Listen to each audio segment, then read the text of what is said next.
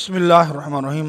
علامہ محمد Iqbal, doctor علامہ محمد اقبال، جنہوں نے مسلمانوں کے اندر آزادی کی امنگ پیدا کی اور اپنی شعر و شاعری کے ذریعے نوجوانوں کے دلوں میں آزادی کے جذبے کو ابھارا،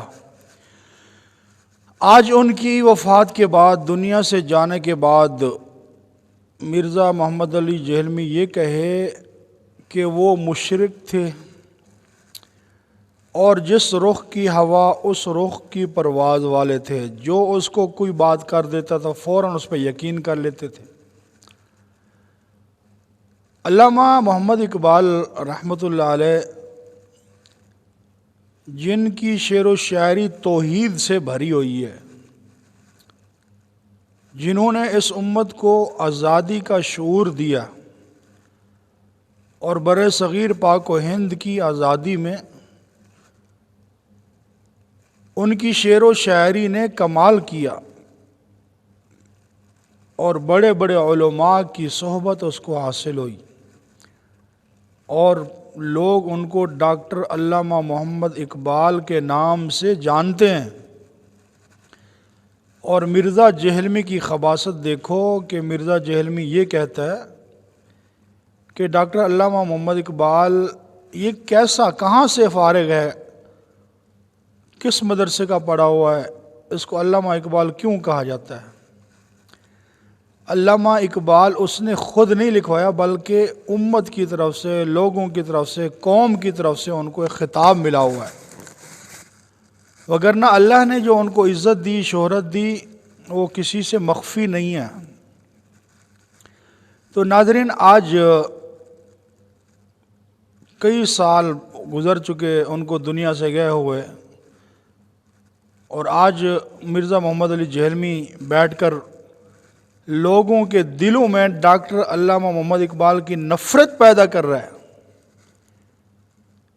اور اس کا مشن یہی ہے علماء سے اور جتنے بڑے محسنین ہیں جنہوں نے آزادی پاکستان کے اندر اپنا کردار ادا کیا، ہر ایک سے لوگوں کو متنفر کرنا،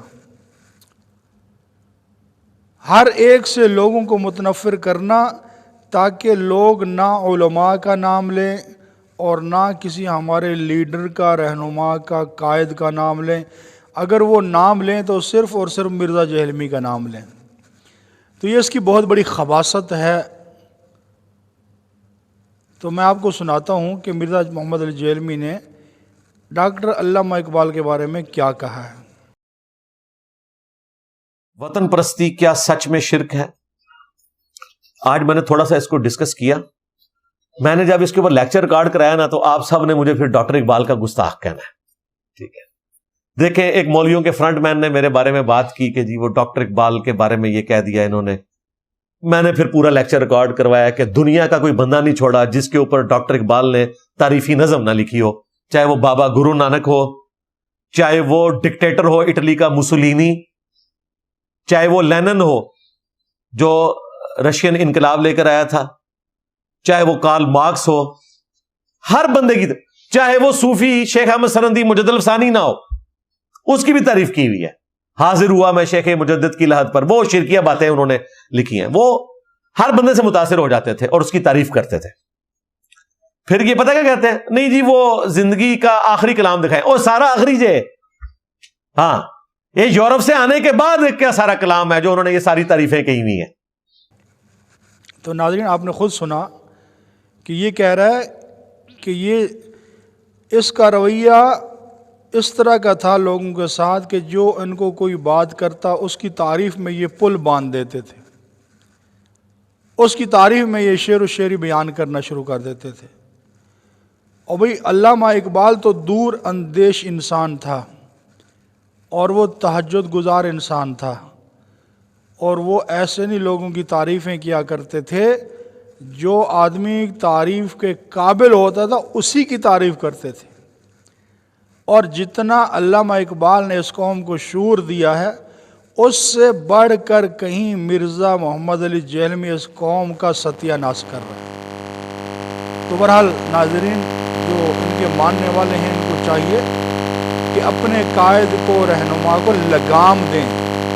ہمارے بڑوں پر یہ زبان درازی کر رہا ہے, ہمارے بڑوں کو یہ برا بھلا کہہ رہا ہے, ان کو مشرک کہہ رہا ہے.